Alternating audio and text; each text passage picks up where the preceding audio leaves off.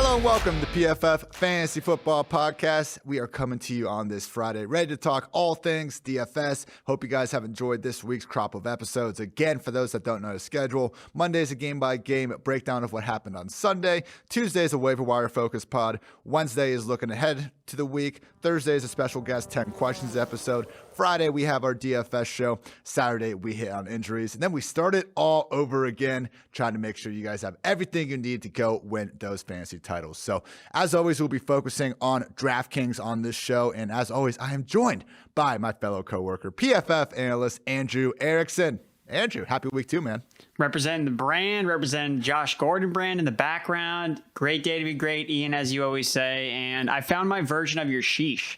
I instead of sheesh, because again, I can't take your shtick, but I say woof.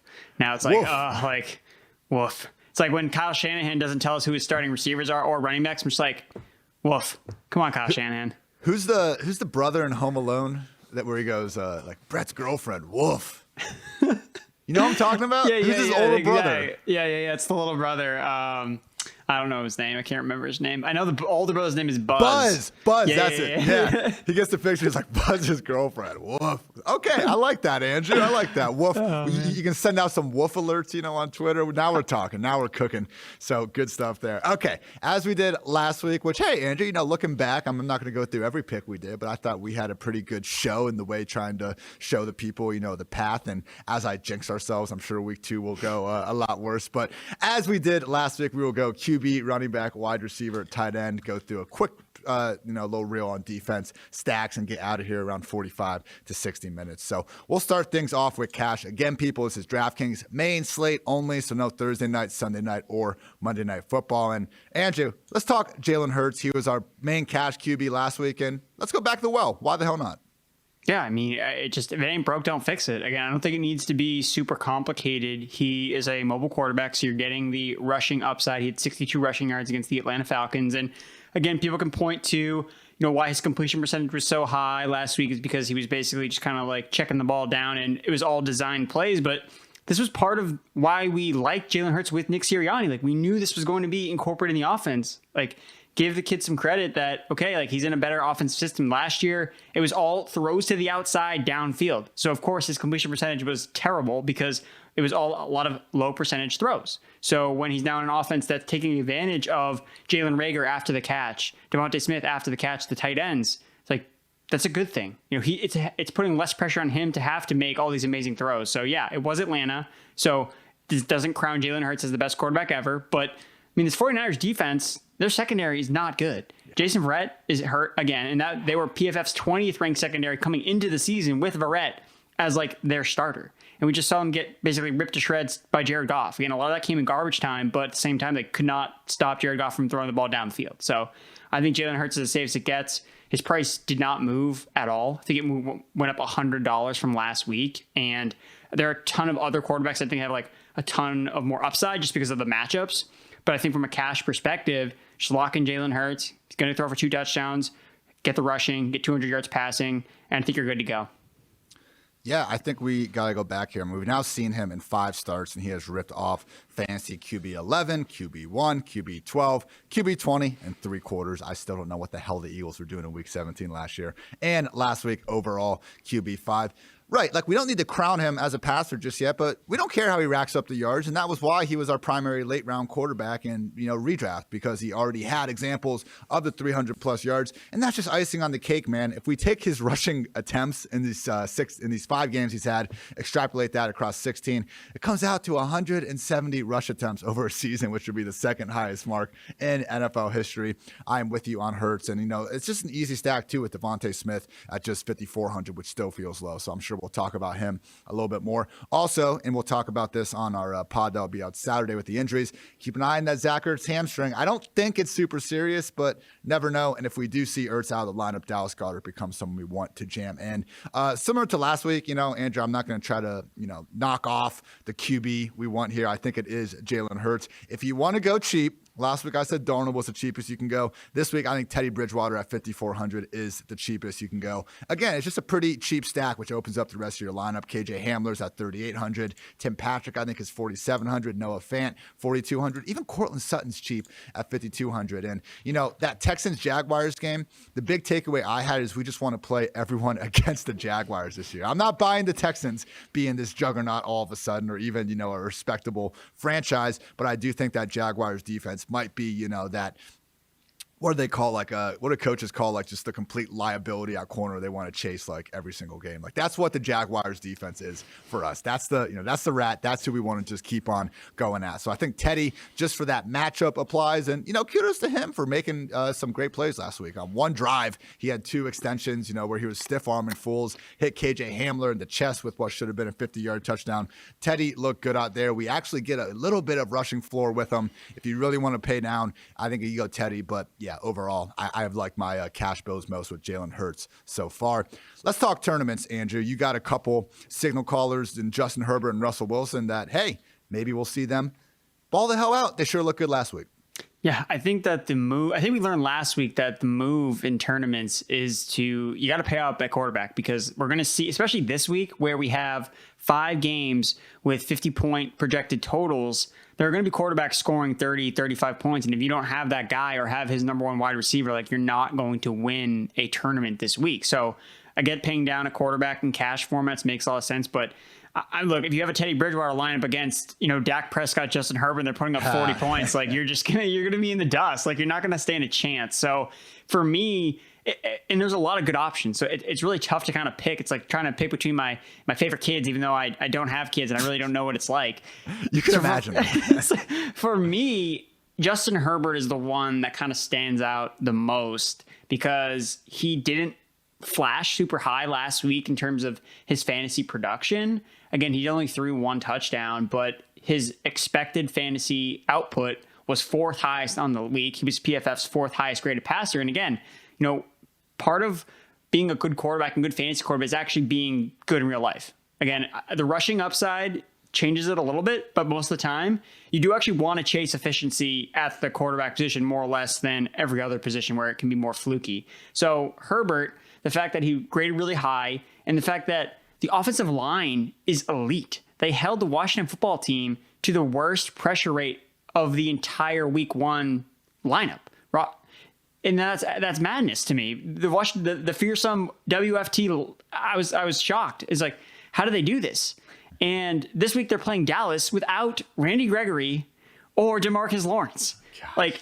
Justin Herbert is going to have, he's going to make a cake back there. He's going to do whatever he wants waiting in the pocket. And that's also why I was talking to Nathan Yonke about this. That's why we probably didn't see as many Eckler targets last week. Again, part of it is also due to his hamstring injury, but it's also because Herbert didn't have to check it down, because he has all freaking time to let Mike Williams and Keenan Allen run downfield and make plays for him, and even get Jared Cook involved as well. So I just don't envision a scenario where Justin Herbert fails against the Dallas Cowboys. Again, this isn't a hot take saying that he can beat up on a bad Cowboys defense. It's not. But look, there are a lot of really good quarterbacks on this slate, and I just think that Herbert might honestly have the highest upside of all of them, especially just based on the weapons that he has, the time he's going to have in the pocket, and the fact that Dallas is going to also have to push the envelope on the other side as well. So, Herbert could throw 6 touchdowns in this game, and I would not be surprised whatsoever. So that's who I'm kind of planting my flag on as one of these elite quarterbacks this week, because there are a lot of them. So I'm interested to see who you're kind of gravitating towards. Yeah, I think the Herbert point makes a lot of sense. And I like the note about Eckler's lack of targets for that reason. I did pull the players that had at least 10 targets as their quarterback's first read in week 1. There were only 8 of them total, and Mike Williams and Keenan Allen both cracked the list. Hey, 2 pretty damn good receivers. I think Herbert was just happy to throw them the ball first. That's probably how the offense should be working. Go to Eckler when the situation calls for it. I'm sure Eckler will catch, several balls this week, but maybe the days of him getting 10, 12, 15, he had some 15 target games over the years. Those might be over, and it might be, a net positive for the Chargers' real life offense. I also just want to invite everyone to check out the Too High podcast with PFF, hosted by the Too High pods, hosted by Seth Galina and Deontay Lee, 2 of our just Genius PFF real life analysts probably think Andrew and I messing around with our fantasy football are losers, but I will give them just a ton of praise for their pod they did with Steven Ruiz and Benjamin Solak from The Ringer. And listening to Steven, who's a fantastic Twitter follow at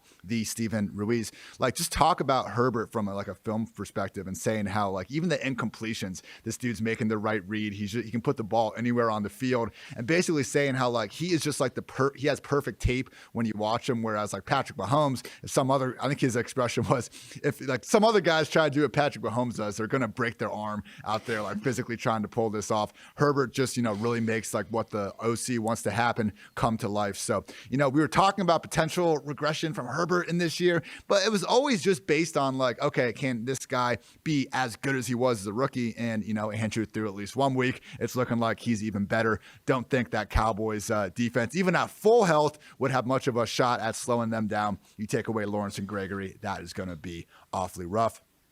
I am with you. I don't think there is a low-priced, QB to really target in tournaments. What about Matthew Stafford, though? Because we are getting kind of the Sunday night football where the salaries were released before that game was over, I think. So we're seeing all these guys' prices a little bit depressed. And Stafford at 6,400.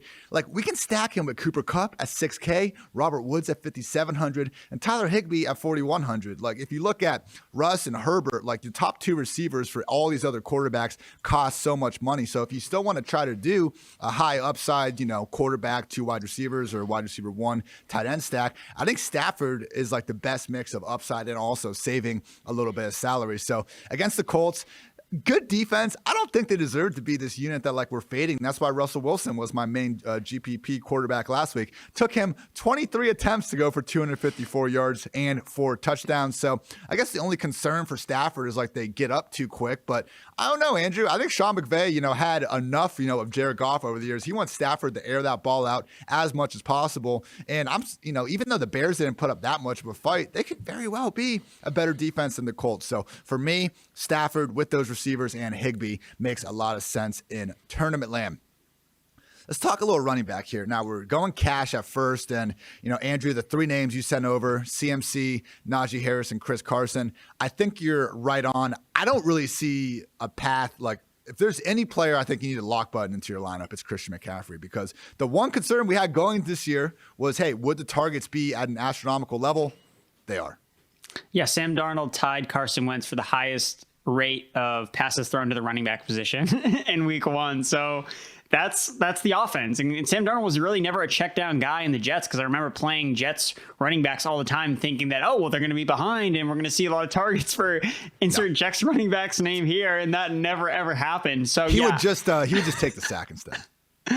Just would not happen with Sam Darnold in New York. So McCaffrey, the fact that the guy scored 27.7 fantasy points on DraftKings without even scoring a freaking touchdown just tells you how locked and loaded he is to cash games. Like, look, basically, you just lock him in, and if people that don't play him, whatever, just let them burn their money. There should be no debate. Again, last week, I think that it was a conversation with, how is he going to look in the offense with question marks with Dalvin Cook and Kamara there, but I don't think it's even close of a debate. Again, I had to watch this game very closely when it was live, and I'm tweeting out during halftime, McCaffrey has like 120 yards from scrimmage and 16 touches in the first half. It's like you're just going to see the points just increase as the game goes on. Again, if he scores, that's great, but he doesn't even need to. Like, that's the thing. So if the Saints defense is obviously a little bit more of a formidable opponent than the Jets are, but he's just so involved it doesn't even matter. He could just score, and if he has less yards, then the touchdown will make up for it. So you just lock in the 25 points, you move on.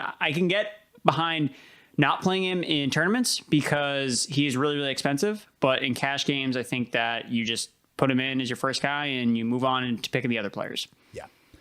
When I was trying to go through my cash lineup, the kind of early build, the guys that I really just want in there, Jalen Hurts, Najee Harris, who you listed. You guys have all heard this stat 10 times this week. 100% snaps. Now we get a Raiders defense that we saw, Latavius, Tyson, and Lamar just run all over. I think he needs to be lock button at that price. From there, and we'll get to wide receivers in a second, but I just want to, go through this kind of 2v2 equation with you here. If we stack Hurts with DeVonta Smith, I think that makes sense. We'll talk about Cole Beasley and why he is far too cheap. We can save a lot of money with James O'Shaughnessy at 2,700 at tight end, Eagles defense. That basically leaves me with a 2v2 pickle, and I want your opinion on which side you like more here, Andrew. Would you rather go in your cash lineup with Ezekiel Elliott and Cooper Kupp or CeeDee Lamb and Darrell Henderson? I would rather play Ezekiel Elliott and Cooper Kupp. I think that's the move I would make. I like Darrell Henderson. He's really cheap because he's 5,700. Yeah. And he had like the full workload last week, but he didn't even his numbers were okay last week. He wasn't great. I mean, Zeke's numbers were obviously horrendous last week.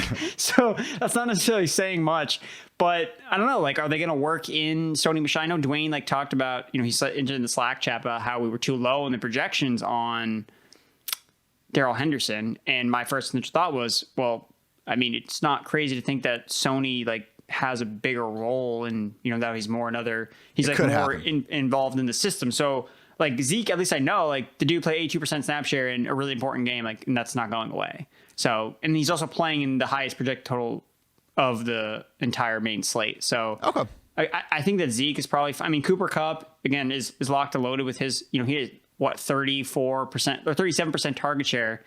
Whereas Lamb, does have Amari Cooper there. Again, I think Lamb is going to have a monster game. So I guess the only player I don't have super confidence in is Darrell Henderson. So I guess that's why I would lean the Zeke side. I mean, you didn't mention Carson there. Well, that's what I just wanted to. Yeah, I was getting to it, Andrew. Jeez, but yeah, okay. So I think you bring up good points. I would go with Zeke and Kupp, but then the other question is, am I should we not even have Zeke in there? Should we go with Chris Carson instead? Because last week, 77% snaps for Carson, 16 carries, 3 targets. Had I forget Dwayne's exact numbers on the routes, but he was used far more in the passing game. Whereas Zeke, as we all know, your favorite pass protector's favorite pass protector, as we had it going on. But with Carson, again, this is a spot where we could see the Seahawks put up plenty of points, and he has at least similar projections as Ezekiel Elliott. So would you go with Carson over Zeke and Cash?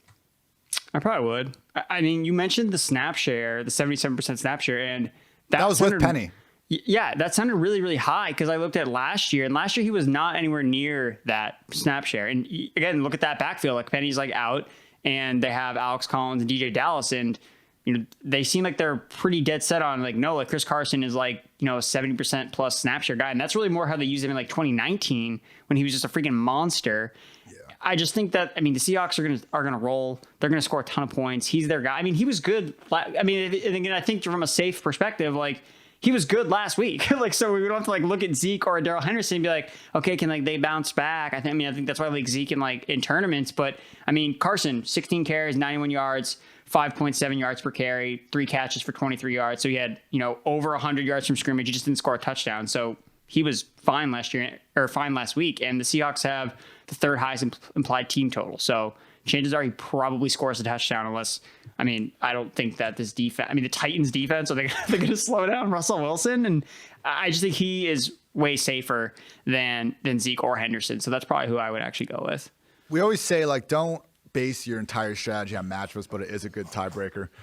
I think Titans Chargers is the epitome of that, right? Yeah, let's take that Titans matchup. Let's do the one that doesn't have Joey Bosa and Derwin James running all over the field. And yeah, Chris Carson was great last week. He actually led the entire week in broken tackles with 11. Shout out Joe Mixon, runner up with 9. So yeah, I would say get CMC in that RB1 spot, and from there, Najee and Chris Carson. Don't necessarily blame you all for looking at Zeke or Henderson, but I think, after kind of working through that with Andrew, I do think CMC, Najee, and Carson, all the moves. Because I don't see, if Devontae Adams was on the main slate, I think I would be trying to probably pay up for him. But, I don't see a wide receiver or even Waller necessarily that we need to pay up for. So I'm fine spending more cash at running back this week in cash games. So, Andrew, let's move on to tournaments now, because obviously things change a little bit. I'll throw my guys out here first.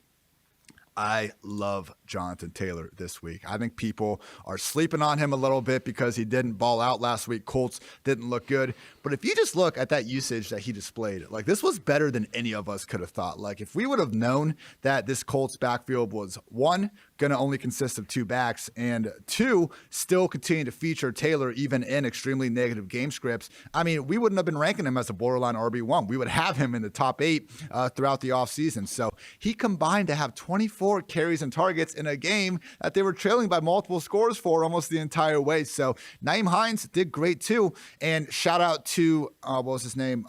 Mike. I wrote his handle down here. Where is it? Okay, Mike at LGRLGM. Not sure what that is. But anyway, he brought up the point on Twitter that Jonathan Taylor and Nyheim Hines might just be this week's DeAndre Swift and Jamal Williams. I love that call. And hey, put them both in the same lineup, man. They're taking the exact same really strategy that the Lions are doing. Like, they're not forcing the ball to their group of underwhelming wide receivers or tight ends. They're going to give it to their 2 best players who happen to both be running backs. So for me, Jonathan Taylor at home, 7,200. I'm seeing the rostership pretty low over at PFF.com, which you can check out with an Edge subscription. I'm all in, man. Yeah, facing Aaron Donald and company isn't ideal, but it's not like that they've just been, a Tampa Bay Buccaneer level juggernaut against these running backs. Last week, David Montgomery converted 17 touches into 118 yards in a score. NFC divisional game, Aaron Jones, 113 total yards and a touchdown, 15 touches. Week before that, Chris Carson had 82 scoreless yards on 17 touches. Aaron Donald, best defensive player alive. He can't single-handedly stop great running backs. I mean, what player can? If Aaron Donald can't, nobody can. So, Nyheim Hines is in play too, but I love Jonathan Taylor at 7,200 this week. And my final note would be another guy we hyped up last week, and we got the usage we wanted, just didn't get the big 70-yard touchdown that his teammate got. That is Javonte Williams at 4,400. Identical usage, 50-50. Javonte and Melvin are both looking at 15 combined carries and targets per week. Best matchup on the slate against the Jaguars. Again, that's why I was talking up Teddy Bridgewater a little bit before. The difference is that Melvin Gordon is now priced $1,500 more than Javonte Williams. Like, this is the type of leverage situation we want to get off of. And at least for now, man, and hey, we're recording this on Thursday, so I think some of these, rostership percentages are going to be sharper by the time Saturday, Sunday come along, just as we get closer to kickoff. That's what kind of tends to happen. But right now, I'm still seeing sub 6% rostership on PFF.com. So for me, Javonte Williams at 4,400, just priced far too low based on what his role was. And yeah, give me all the Jonathan Taylor, because, this is a guy where if we can just get a running back set to see 20 plus touches, like, I don't care that much about the matchup. If he's going under the radar at all, I think we should be jumping at that. So Andrew, we already talked about Ezekiel Elliott a little bit, but tell me more about one of our favorite plays last week, Chase Edmonds, who was fine, and Kareem Hunt. Yeah, I do. I just want to shout out the Jonathan Taylor call. I like that, especially because he didn't score any touchdowns last week. He went 0 for 2 inside the 5. So it's just, he had one nullified on a hold. And, okay, maybe he wouldn't have scored without the hold, but it's on the 1 yard line. Just jump over next time, Jason. So that's something I called out in my high value opportunities article, which I leverage for DFS, because you look at guys that saw a ton of those high value touches but just didn't convert on them. So Jonathan Taylor kind of fit the list of a running back that fit that category. Oh, yeah. So Chase Edmonds, man, we could not have asked for better usage for this guy. Again, he got 16 touches in a game that the Cardinals were basically blowing out the other team. And you look about Chase Edmonds is, he is the receiving back, more the change of pace back, but he started in that game and he also just looked so explosive. Like, this is why we like this guy so much more than James Conner. And I think the really good point is, look, James Conner, that game script was perfect for James Conner to just absolutely go off. Like, as the grinder back, take care of it in the second half of the game. He didn't fire at all. So I'm concerned about really what James Conner's upside in this offense is, even though he got 16 touches. But Edmonds, I feel absolutely great about. Again, Sunday marked the 8th time Edmonds had at least 11 touches in a game, and he again delivered 14.6 fantasy points. Again, he didn't find the end zone, but he still scored a ton of points, and he's still really, really cheap at 4,900. He's not being moved whatsoever. We have another game where we're going to see the Arizona Cardinals put up a ton of points. The Minnesota Vikings allowed the most rushing yards to running backs in week 1. I know they played in overtime, but it still counts. So I just like Chase Edmonds a lot because he's still super, super cheap, and he can get you access similar to going after Javonte Williams. There are so many wide receivers I want to play that are high priced that I could see have 30, 35 point ceilings that, if you want to be a little bit different and go with one of these cheaper running, there are cheaper running backs that have paths to production.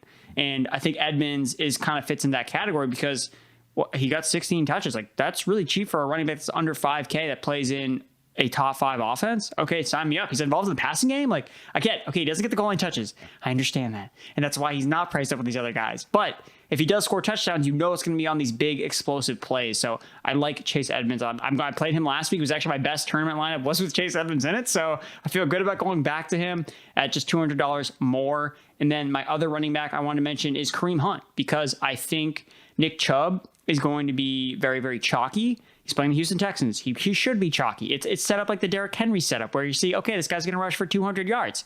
But the only difference is the Browns do not view Nick Chubb like the Titans view Derrick Henry. He is not necessarily their battering ram that they're just like, all right, we're going to give Nick Chubb 35 carries against the Texans. He's going to rush for 250 yards. Like, can that happen because Nick Chubb touches the ball 15 times? Yeah, and he rips off a couple 80-yard touchdowns. Of course that could happen. But what is really in the range of outcomes is that he and Kareem Hunt both eat in this matchup, and you're going to play the much less owned Cleveland Browns running back at a much cheaper price and Kareem Hunt instead of playing Nick Chubb. When the Browns played the Texans last year, again, it was a really weird game because of the weather, but both running backs rushed for 100 yards in that game. So I just don't necessarily think that Nick Chubb will run away with the carry total in this game. I mean, they split snaps pretty close in week 1. And I just don't see the Browns, after they invested in Nick Chubb, being like, oh, we're up 21 points. Okay, let's just keep rolling out with Chubb. Like, I think they would be smart, and they're going to probably utilize Kareem Hunt in more of a fashion. And if something weird happens, because weird stuff always happens in games, a snap goes over Baker Mayfield's head and the Texans take the lead and Chubb is involved in the passing game, you're like, oh no, like what happened? Kareem Hunt will be involved in the game if for some reason the Browns have to play from behind. So I think there's a lot of ways out where Kareem Hunt kind of just becomes the better tournament play from a game theory perspective. I think it's a really strong leverage play off of Nick Chubb, who again is in a great matchup, but I think will probably be someone I would shy away from because of how owned he will be or how rostered he will be. Kareem Hunt is like Chase Edmonds, but they don't worry about him on the goal line as well. Like last week when the Browns scored their first touchdown, I think KC jumped off sides, so they decided to go for 2 from the 1 yard line. Guess who was back there? Kareem Hunt. He jumped over the top. Like it's ridiculous. I understand his off the field issues are why the Browns were able to get him at the price they did. It truly is unfair for them to have those 2 running backs. So yeah, again, the big takeaway from the Texans Jaguars game was that we want to play over against the Jaguars. I'm certainly not shying away from exploiting this Texans matchup either. And yeah, all good points with Chase Edmonds. In the first 3 quarters of that game last week, Edmonds had a commanding lead in snaps, 35-23, carries 9-8, and especially targets, which we knew 4-0. So yeah, Connor had the 16 carries, but to your point, I think that was only because of the extremely best case positive game script. Still didn't manage to do that much with it. So I think more weeks than not, Andrew, in tournaments, this low price RB strategy should kind of be the move. And it wasn't always the case. I think it was last year or maybe the year before when they moved the running back price floor up to 4K. It used to be at 3K, but then we would have, these just slate breaking injuries and everyone would be jamming in the min price running back. So since they moved it up to 4K, you just naturally see more value at the wide receiver position and tight end. So again, just have, like you said, your best tournament lineup last week, even though Edmonds didn't necessarily smash, just kind of presenting yourself to the differences in that opportunity is how you can, I think, get an edge in some of these bigger tournaments. All right, let's talk some wide receivers now.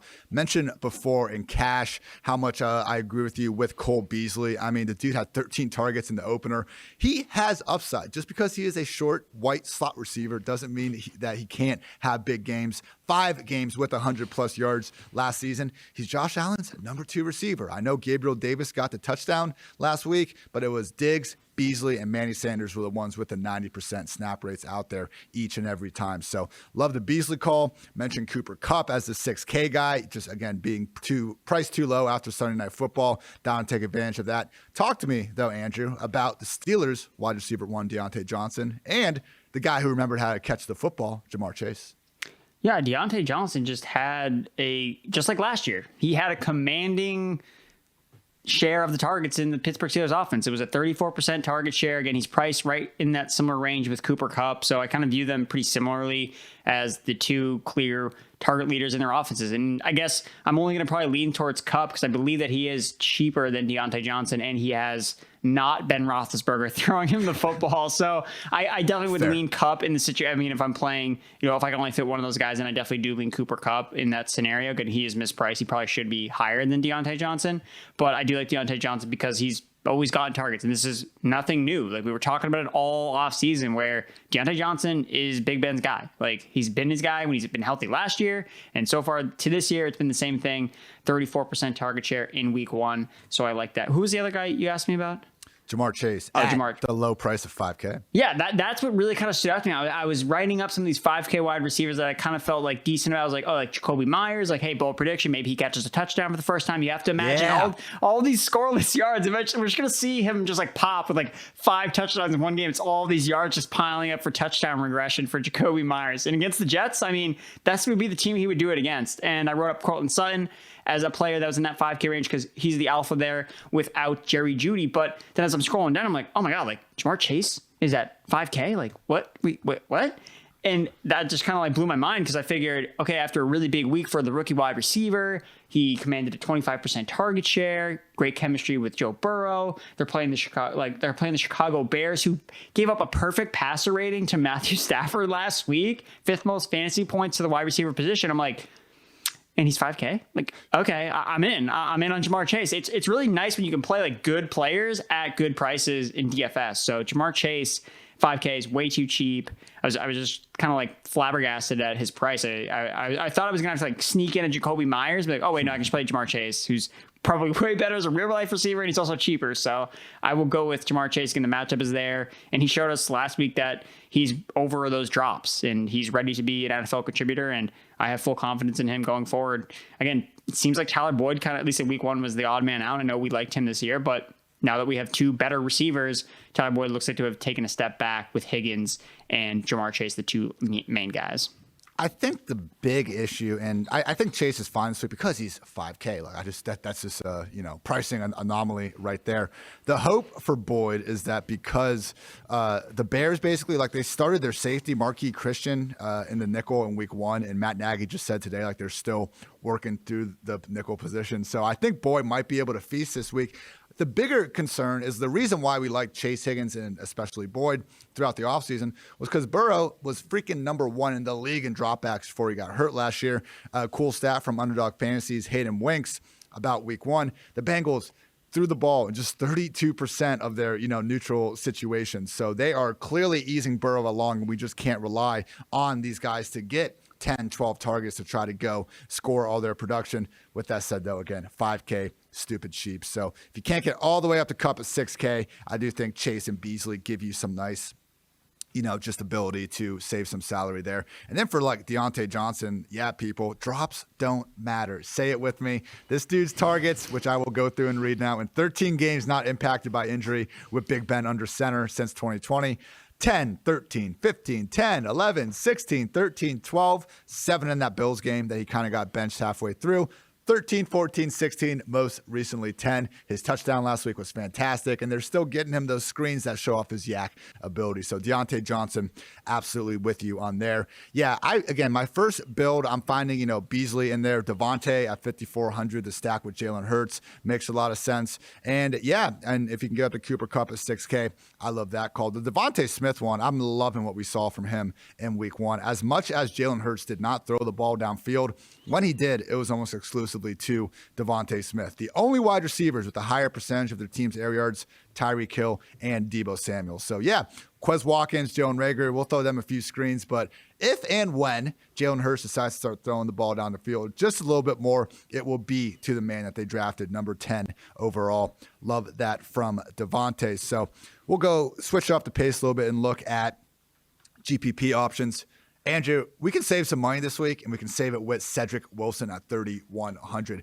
I don't know if he is going to be super chalky. I was kind of expecting him to be, but again, at least these early week rostership numbers not looking that way. And as much as I wasn't all over Cedrick, in our waiver wire stuff, he could absolutely ball out in the games, in the week's highest implied matchup in terms of game total as Dak Prescott's number 3 receiver. I know Noah Brown wasn't active in week 1. I'm not saying Cedrick's going to immediately just replace Michael Gallup. He's still the favorite to be number 3 on this offense in targets, and he's got Dak freaking Prescott poised to throw for 400 yards, for the rest of the time, seemingly. So Cedrick, we saw in that Seahawks game last year, like he does have boom potential. I do think he is a good real life player. He's not just a scrub that we've never heard of, and we're hoping that he can do anything with it. And again, at 3,100, I just think he does open up your lineup. And usually these guys, like last week, the Rondales, Elijahs, Terrence Marshall, Marquez Callaway, all the chalky, low price guys that busted, they had that high rostership that they wanted to avoid in tournaments. Right now, it's looking like Cedrick might be able to give us both some salary relief and not exactly, be just a guy that's going to be in, 10, 20% of lineups. So would also point out Robert Woods at 5,700, I think, is great leverage off Cooper Kupp. Same like last week. I think we did specifically say, Andrew, like there were several situations where going to Jamar Chase instead of T. Higgins, going to Debo instead of Ayuk, maybe looking at Robbie instead of DJ Moore. Like when you see these offenses with fairly concentrated target share, and we just don't know which guy is going to ball out, take the guy that's not expected to be owned as much. That is Robert Woods this week. I think the same thing applies to Chase Claypool at 5,600. Like Najee Harris is poised to be one of the highest roster guys in fantasy, and he should be 100% snap rate. We're talking about him in our cash lineups, but in GPP, like the Steelers are going to put up points against the Raiders. Maybe they won't be all on the ground. Chase Claypool, he has 4 freaking touchdown upside, Andrew. We've seen that happen last week. As much as it wasn't great, he still looked good. Moss, Tre'Davious White down the sideline. He took a reverse, like 25 yards. You put the ball in this guy's hands, and you can just tell he's special. So Claypool at 5,600 makes a lot of sense. You mentioned Jacoby Myers already. I've already gone on record twice now on Twitter. He's scoring a touchdown this week, Andrew. That's the guarantee. If someone disagrees, let's put some money up on a charity or some shit. Jacoby Myers is scoring his first non-passing touchdown this week. You can take that to the bank for the low price of 5,100. Final wide receiver I would mention, Courtland Sutton, 5,200. We all got hyped when we saw him have that nasty, out route in the preseason. He looked healthy. And what happened in week 1? He caught James Bradbury, who is one of the best shadow cornerbacks in the league, particularly against bigger-bodied physical receivers like Courtland Sutton. And now his primary competition for targets, Jerry Jeudy, is out of the picture. Still just 5,200. I mean, again, it's the best-case matchup. I think if you, maybe not tournaments, but again, if you wanted to go with that cash lineup and stack Teddy with Sutton, that might make sense. I mean, everyone's, flocking to Hamler and Patrick because we want to see, oh, hey, these guys are now seeing their roles increase. What about Sutton, the guy that is locked in now as the number 1 target? So, again, in that mid-range, I think Woods, Claypool, Sutton, Jacoby, great options in that, 5K range. If you want to save some salary, you got Cedrick Wilson at 3,100 as well. Now, Andrew, you have pretty simple strategy here in GPPs this week at wide receiver. Cowboys, Chargers, let's boogie. Yeah, I think you should. There's a argument to make. You just go Cooper, Lamb, Mike Williams, and Keenan Allen. Because all these dudes, I looked at expected fantasy points versus salaries, and the charts are just so you could just look at the chart and be like, oh wow, I should just play Chargers and Dallas Cowboys. I guess that's what this chart is telling me. Dude, they're all just in the corner up together because they all should have massive games. I don't think that you need to be sneaky this week with a lot of the places you made because we know where the points are going to be. We know which teams are going to score points. It's just a matter of how can you put the puzzle pieces together in the way that performs the winning lineup. So I think that's really the key to figuring out and trying to figure out how can I get exposure to not just Chargers, Cowboys, but how can I get exposure to the Bucks or the Falcons game? Because there's a lot of high scoring games on this slate. The Seahawks are going to put up points. The Buccaneers are going to put up points. We've even talked about a lot of Tampa Bay Buccaneers, but they have the highest implied team total of all of the teams, and they're 12-point favorites at home. So, could it be Ronald Jones week? God, I hope not, but it potentially could be. It's terrifying. So I think that, CeeDee Lamb is just set to just absolutely go nuclear in this matchup. He was second in expected fantasy points last week because he went 0 for 3 on his end zone targets, and he went 0 for 4 on his targets downfield, and yet he still had over 100 yards and a touchdown. So he ran bad last week, and he still scored 25 fantasy points. So that's what I'm telling you about CeeDee Lamb is every lineup that I play in tournaments is going to have him in it because I just do not see a path where he fails unless he gets hurt or something like that happens. So I think Lamb is just set to absolutely smash, and the same thing goes with Mike Williams. Again, the guy had a 25% target share. I talked about Justin Herbert a little bit earlier. He's actually priced up pretty expensively. He's at 6,100. And I think that might get people away from him a little bit more because, he's the same price as like Mike Evans. And you're like, Mike Williams and Mike Evans is the same guy, like same price. It seems kind of weird, but no, I think he's worth paying up for. He looked really good to me when I was rewatching that game. I don't know if it's because he cut off the dreads. He's doing the Julio Jones thing where he just kind of like takes that step forward. That's the first thing I thought of. He's like, he looks a lot bigger and he looks like a monster out there. He had 4 contested catches. So it's not even a matter of him like being this route running savant. Just Justin Herbert's just trusting him to go up and make plays. And that's what Big Mike does. He goes up and scores touchdowns. So I think that those guys are both really good plays. And I like pairing them with Keenan Allen and Amari Cooper in different combinations. So that's kind of my approach with paying up a receiver. Again, if I want to just limit the amount of Chargers and Cowboys, I do like Mike Evans and Calvin Ridley to just have bounce back games just because they were just both terrible in week 1. But we both know they can be the number 1 wide receiver on the slate. Mike Evans ran into Trevon Diggs, who apparently is like a pretty decent cornerback on the Dallas Cowboys. And that's fine. Tom Brady just went away from the matchup that wasn't the best to Chris Godwin and Antonio Brown and Rob Gronkowski. So again, Mike Evans just ran poor, but we know he's a touchdown guy. And that's what honestly wins a lot of tournaments is targets. Is something I kind of been like thinking about in my mind of targets and cash, touchdowns and tournaments. Like that's kind of what I was like trying to, make my new mantra. And that's what Mike Evans delivers. We know he scores a lot of touchdowns. And the same thing with Calvin Ridley. Like Calvin Ridley, despite the fact that he had terrible numbers, is really more on Matt Ryan. Calvin Ridley still had the 3rd highest air yard share in the league. So he was still seeing a ton of air yards in that offense, still had a solid target share, 24%. So I don't think that, it's the end of Calvin Ridley. Like we've seen him go nuclear against these Buccaneers often, a lot of times. And Matt Ryan, the only games he's actually played well without Julio Jones, at least last year, was against Tampa Bay. So again, I think that Matt Ryan can actually have a decent game, a bounce back game with Calvin Ridley. And I think that that's kind of like a skinny stack you can go with Mike Evans and Calvin Ridley. You don't necessarily need to stack the entire Bucs Falcons game because we don't know exactly how much the Falcons are going to put up a fight. For mid-range, I know I talked about Myers, Cortland Sutton, Jamar Chase, low tier. So someone that stood out to me was Darnell Mooney. I thought that he was really interesting because he was just 1 of 5 wide receivers last week to run a route on 100% of his team's dropbacks. So he was out there a lot. And again, this has kind of been Mooney's thing where he's always out there like making plays that like don't count for fantasy scoring because of the quarterback play, which is just really sucks because we know he's a super talented guy. But he has a really good matchup this week. I think he's kind of off the grid on the most part, but he looked really good in terms of expected fantasy points last week. He's really cheap at 4,200. So I think that he's an interesting player to go. Again, the Bengals defense is not great. So I think that he can do something there. And then the cheap guy I like, I know you mentioned Cedrick Wilson. So depending on if Cedrick Wilson becomes like a chalky player, the pivot is Jalen Guyton. Same price, same game.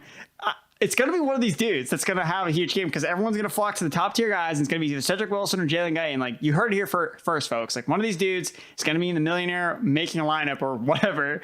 And Jalen Guyton was a player that I did not like at all during the draft process. I was all about my guy Josh Palmer on the Chargers, but Jalen Guyton looked a lot better to me when I watched that Chargers game. I was really surprised. I was like, wow, like he looks a lot better. And again, players get better. And that's something that we always kind of sometimes forget and overlook. But as a young player, he got a lot better. He had a solid game, 3 catches for 49 yards on 5 targets. He's bottom dollar cheap, and he's going to play in the highest scoring game of the week. And he's going to be out there running routes. And last year he ran the 13th most routes in the NFL. So he's played a lot with Justin Herbert.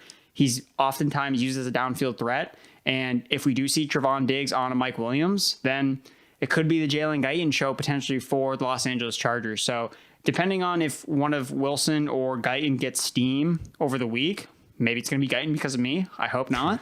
But if one of those guys gets steam, I think that pivoting to the other one makes a lot of sense just because that's where you're going to get the most leverage. So that's one of my favorite low price guys. And then Anthony Schwartz as well is kind of an interesting guy. Super fast. Odell Beckham's not playing. And again, that was the late swap. I late swapped to Donovan Peoples-Jones thinking like, oh, this is a great play. And no, it's Anthony Schwartz. Like he's the guy. All the air yards for Schwartz. All the air yards.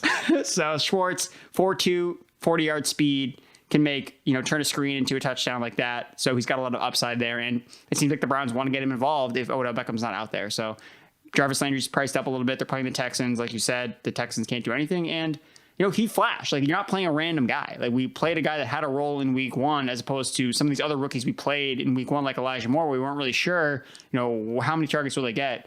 Schwartz should be used, and even if he only has 1 or 2 targets, he could take it to the house. So I like him as another cheap guy. Big point I'd make out of all those guys you just listed is, doesn't the Mike Evans bounce back just feel so inevitable this week? 100%. Like, he only had last year, again, they played 20 games regular season to playoffs, and only once did he go 2 straight games without either scoring a touchdown or going over 100 yards. Now, I know we had some of these 1 catch, 2 yards, 1 touchdown, 2 catches, 2 yard, 2 touchdown games. Maybe that could happen, but I would be shocked if Brady doesn't try to get Evans more involved moving forward. Like, the offense is so damn good, he can go anywhere with it. I just feel like, again, this is just a classic bounce back spot. Everyone can see coming. And I don't think Mike Evans is going to be 3% rostered or anything like that. I also don't think he's going to be 15 or 20. So, yeah, don't sleep on that Buccaneers game as well. As sexy as the Cowboys-Chargers, likely shootout is, it's a good call to maybe get some more exposure to Tampa Bay and Falcons as well. Let's go through tight end. We have no Kelsey on the main slate, which might cause a lot of people to try to pay up to Darren Waller at 7,600. It seems like Derek Carr is trying to get Waller roughly 600 targets this season. I guess my only thing in cash, though, Andrew, I was trying to put together a build with Waller and McCaffrey, and it's very tough to do that. If you do it, you basically got to go down from Najee to Henderson, from Kupp. You got to get like one of Cedrick Wilson or Jalen Guyton, which is very risky. And then I think you need to go down from like your Zeke or Carson to Nyheim Hines. So that was the way I was able to fit it. And I didn't like it as much. So I think what I'm leaning towards in cash at tight end is fading Waller, as risky as that sounds, and going all the way down to James O'Shaughnessy, who is priced at 2,700, had an 80% snap rate last week, 8 targets, caught 6 of them for 48 yards. Manhurts got the touchdown. O'Shaughnessy seems like he is the tight end to have in fantasy land, though. So are you with me, Andrew? Are we going down at tight end this week? Yeah, I think punt tight end is the best strategy because most tight ends, especially in the middle tier, where there's usually only one guy that kind of outperforms expectation, and most of the time you just end up spending too much money on it. And you're like, why did I do that? Like, I should have. You either pay up all the way for the top guy or you just punt, because I think that's really the best. Because tight ends just don't. The way that they're used in offenses, unless you're like a Darren Waller, who's viewed as he's basically a wide receiver. Like, you shouldn't look at Darren Waller at 7,400 and compare him to the other tight ends. I looked at his price and was like, how is that compared to the other wide receivers on the slate? Like, that's kind of what decision you're kind of making when you're figuring out if you want to play Darren Waller. So yeah, O'Shaughnessy at 2,700 makes way too much sense. I'm a big routes run guy when it comes to the tight end position. 44 routes run, 10 targets, the exact stat line worth chasing at tight end. Again, could he get 0 points? Yeah, it's possible, but the guy's involved and he's on the field, he's running routes, and Trevor Lawrence is targeting him. I don't know what else you want to ask for the tight end position. George Kittle ran 18 routes last week. This guy ran 44. Come on. So for 2,700, I'll risk the goose egg. It allows us to get McCaffrey. Exactly. That's what you're doing. It's a strategy to get up to the McCaffrey play. So yeah, and the guy produced last week, so it's not a bad thing to chase. I think that another interesting guy down there too at 3Ks is Adam Troutman. So he's had a really high target share last week, 23%. It's actually second only to Darren Waller. Again, it's a little skewed because the Saints just didn't throw the ball a lot, but it shows that at least Troutman has the eye of Jameis Winston. Again, it's been Juwan Johnson's the one that's been catching all the touchdowns, but Troutman's been the one that's running more routes. He's been seeing more steady targets in the offense. So I think that he's a pretty safe play down at 3K. If you got, but the difference really is it's probably not much. So if you have the money to get up to Troutman and you feel a little bit better about that, no, that's fine. But O'Shaughnessy's probably fine at 2,700 too. So I have no problem going with him as the punt. I did punt tight end Tyler Conklin last week and it worked. So I'm all about the punt tight end life. Yeah, punt tight end life. Now, GPP, I do think you got to get up over the 4K mark. You have Kyle Pitts as your GPP bounce back. I like it. Last week we said it. This could be the only time he's ever going to be priced with a 4. That was true. He is now at 5,200. Andrew, the production didn't come, but the targets and usage were exactly what we were hoping for with Kyle Pitts. Basically, if this had been any other rookie tight end, we would be just celebrating his greatness, but because it was Kyle Pitts and we had these unrealistic expectations from the get-go, of course people were going to be disappointed that he didn't go out for 100 yards and he didn't catch a bunch of touchdowns, and he was the only rookie first-round pick that didn't score a touchdown in week 1. Yeah, stuff happens, but we got the usage we wanted. He ran 35 routes. He was on a route on 80% of Matt Ryan's dropbacks, 7th in air yard, so he was high in air yards last week. And he was also good. He also had a solid target share as well. So all the signs are still there for Kyle Pitts to have an improved game. I mean, the whole Falcons offense really was bad. I mean, it was really Matt Ryan that was the reason why Pitts and Ridley did not have great games in week 1. So they're going to have to try to keep pace with the Tampa Bay Buccaneers. We saw Tampa Bay give up a lot of targets to the Dallas Cowboys tight ends last week. So I think it's a perfect bounce. This is a perfect, buy low opportunity with Kyle Pitts. Again, everybody played him last week. He didn't hit. So people are going to be off him this week, especially because his price went up. So you play him again. Like you can't just like give up after 1 week, especially with a rookie tight end. That's, we knew it could take some time for him to develop. So I think it's a great play to go back to. And another player I didn't mention here, I think we talked about getting exposure to that Bucs game is Gronkowski.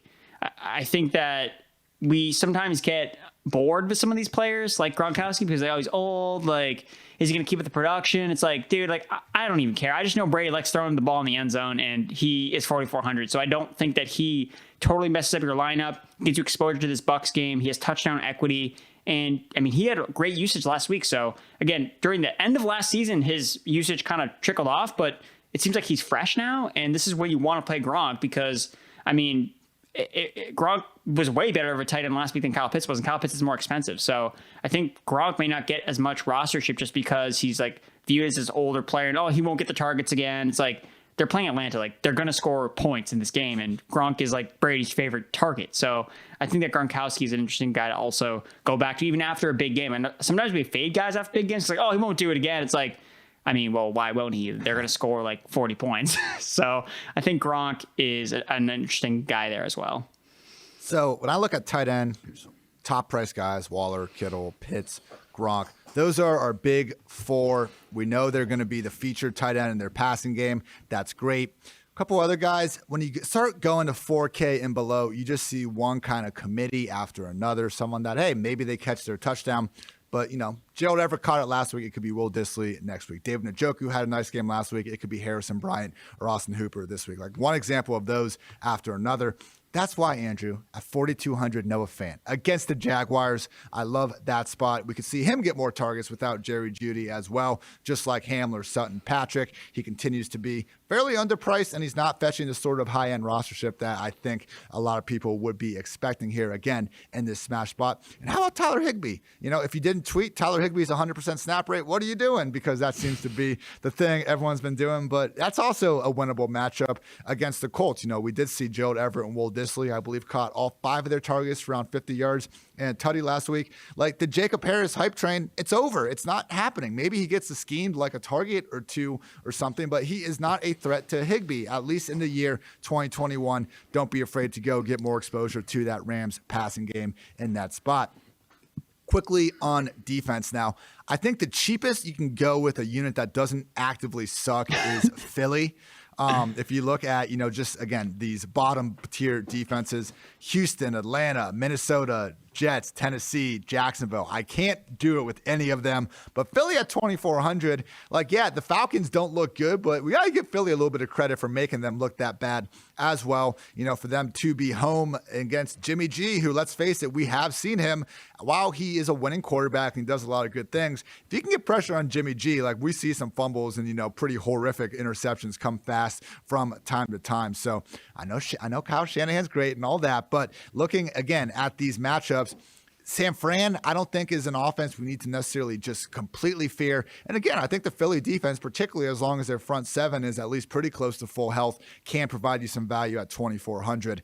Andrew, you want to go up a little bit higher to the Panthers at 2,700, or even, dare I say, the Chargers, 2,600 against Dak Prescott and company. I love the Eagles call. I didn't write that up. I think that makes a lot of sense for cash, especially because they were impressive last week against the Falcons, and the Falcons are supposed to be a good offense. So I like that call. But the Chargers, yeah, man, this is the Arizona Cardinals of week 2. Arizona, no one was playing Arizona because it was going to be a shootout.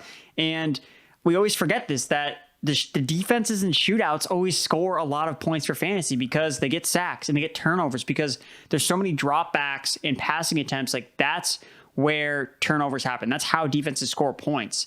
We are not playing a defense because I hope that this defense pitches a shutout. Like that's not how you score fantasy points in DFS. So the Chargers for me make the most sense because number one, I know that they have talented guys on their team. Joey Bosa, stud. Derwin James, stud. Asante Samuel Jr., future stud. Like, I know that there's a lot of good players that can make plays on that defense.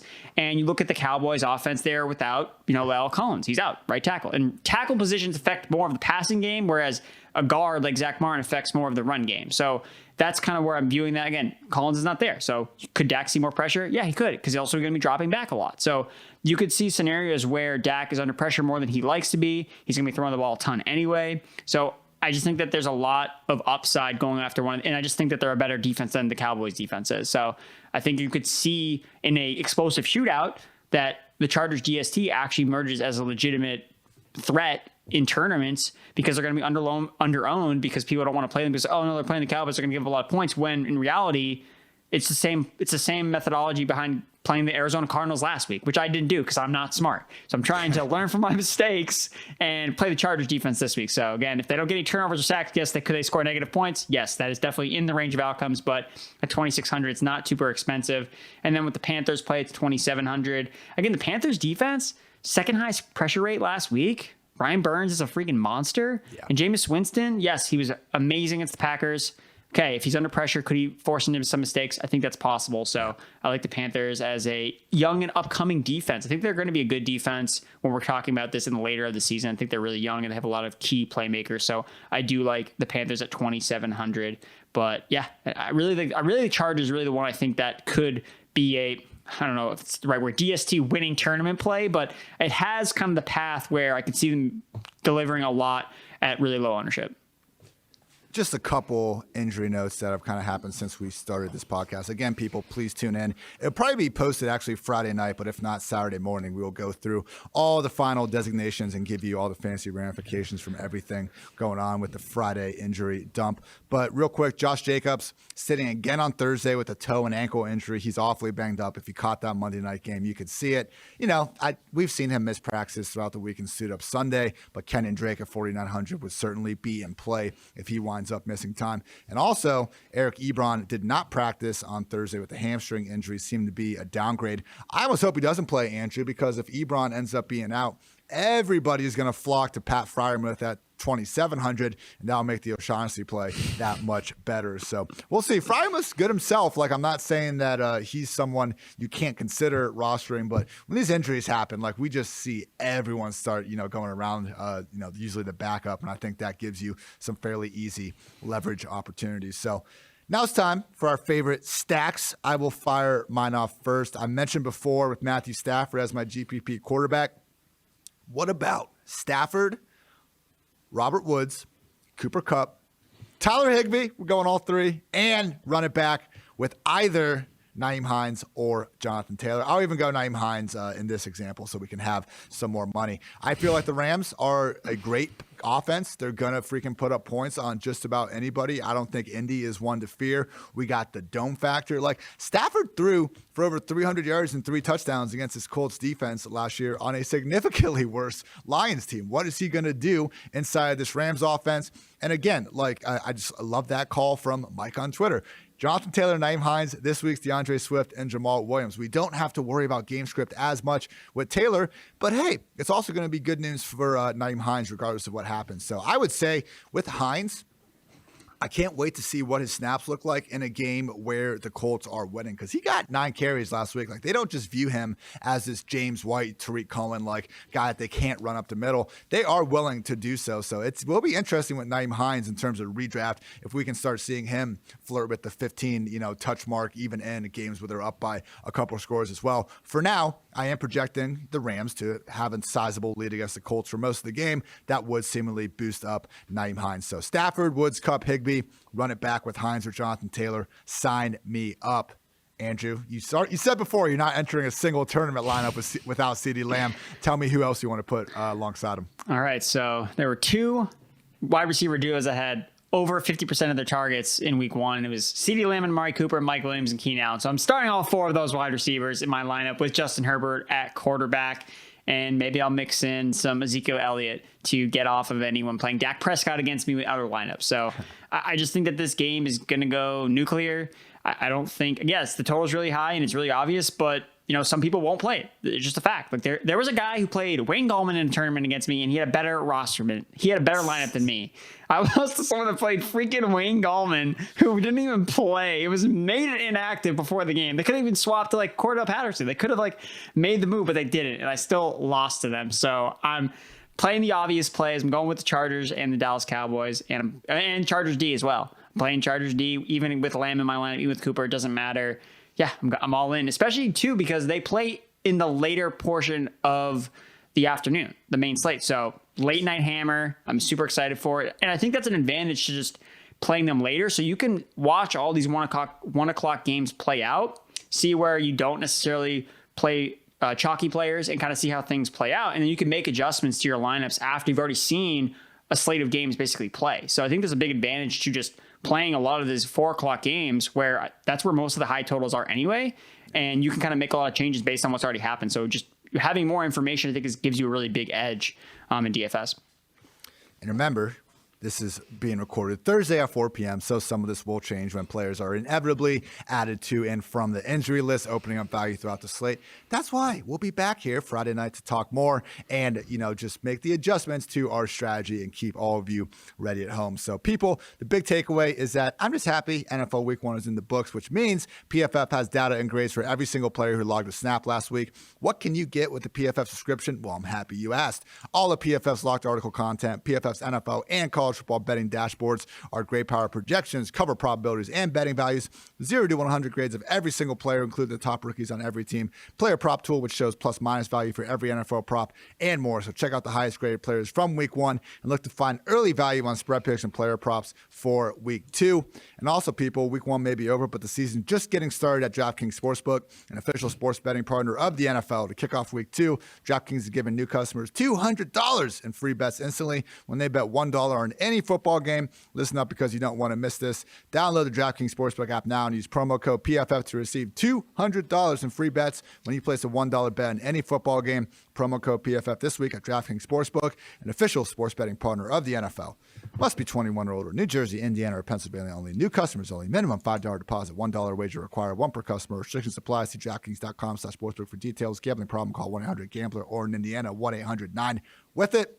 And also, thank you to our sponsors because the PFF Fantasy Football Podcast is sponsored by Western and Southern Financial Group. While you focus on your football lineup, Western and Southern can help you figure out your financial game plan. Their playbook of life insurance, retirement, and investment solutions can help meet your needs so you can rest assured on game day. They'll help you understand your needs and focus on your financial goals with a customer plan just for you. Visit westernsouthern.com to get started. Andrew, we have completed our second DFS show of the season. Feeling good. What else have you prepared throughout the week that the people can go check out over at pff.com ahead of what looks to be a great Sunday slate? Yeah, so you can go check out the start sit column over on pff.com that released on Thursday, but it has relevant players that are playing not just on Thursday night, but through Sunday, Monday night. So that'll get you all set to set your lineups for Sunday morning. And then the DFS cheat sheet. So talked about a lot of the plays that I like on this podcast, but there are more nuggets. I got some cool graphs. I'm kind of starting to nerd out. I have taken some R classes, so I got some cool graphs. So looking at expected fantasy points versus the DraftKings salary. So I think it's really cool, kind of interesting. You kind of see visually where values stand out and, why it's easy to see, oh, Cole Beasley, like this is why he's a great value. Like you can just see it visually, and I think it's kind of cool. So go check that out.